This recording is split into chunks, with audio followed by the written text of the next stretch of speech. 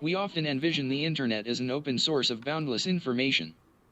But that's not always the case depending on where you live or whose network you're connected to.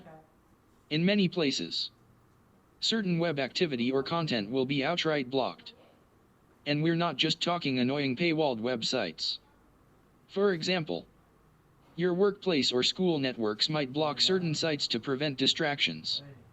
While some online content is heavily regulated or restricted by local governments. However, you can bypass these blockades if you have the right tools. These tools can help you subvert most content blocks. Though we strongly urge you to make sure you are not breaking any laws before you use them. While everything we cover below is legal in the U.S., using these tools in other countries or using them to access illegal content could get you in deep trouble. Like years in prison or massive fines. Levels of trouble. Do your research and use them at your own risk. The simplest way to read blocked websites is to hide your real IP address with a proxy connection. By connecting to a proxy server in a different region, you can access region-locked content on streaming sites like Netflix, YouTube, or Spotify. The website you connect to will recognize the proxy's IP address, rather than yours. There are free and paid services available, with the paid options offering better privacy features and more reliable connections. But free proxies work fine as long as you check professional reviews to verify they're safe. Proxies boost your internet privacy, making it harder for companies, or governments, to track your browsing activity. But they're not perfect. Proxy servers are best for accessing region-blocked streaming content, rather than subverting local laws or other high-level restrictions, since many organizations use sophisticated tracking or blocking technology that you can't work around with just a simple proxy connection. In those cases, a VPN is the better option. Our guide on VPNs and how to find the best, safest option for you and your devices is a great introduction to the tech. But the quickest explanation is this. VPNs are like proxies but with even more protections in place, like encrypted connections.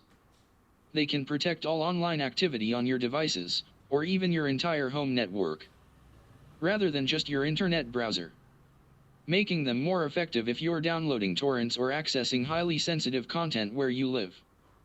The best VPNs are paid products, and we strongly recommend against free VPNs since they're either poor quality or straight-up malware scams. That said, VPNs aren't perfect either. And even the best paid services have issues or can stop working unexpectedly. Make sure your VPN has a kill switch. And some firewalls recognize and block VPN connections. There are specialized VPNs called decentralized VPNs, DVPNs, that work around this issue by spreading your connection across a decentralized network and creating more believable spoof IP addresses that get around super strict filters. But these aren't an option for most people since they require crypto-based payments. Check out How to Geek's DVPN guide if you're interested. Instead, you should try using Tor. Tor, or the Onion browser, is essentially a standalone browser built for anonymity. Packing layers, get it? Of privacy tech into a simple tool most internet users can set up on their own. Check our guides on Tor and how to use it for more info. But if you've used a desktop browser, Tor will be self-explanatory.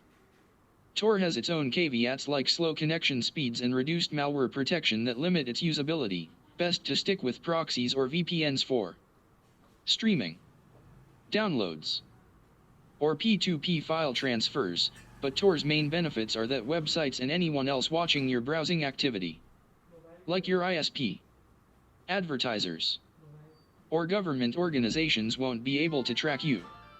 Or at least, they'll have a really difficult time figuring out who you are and where you live.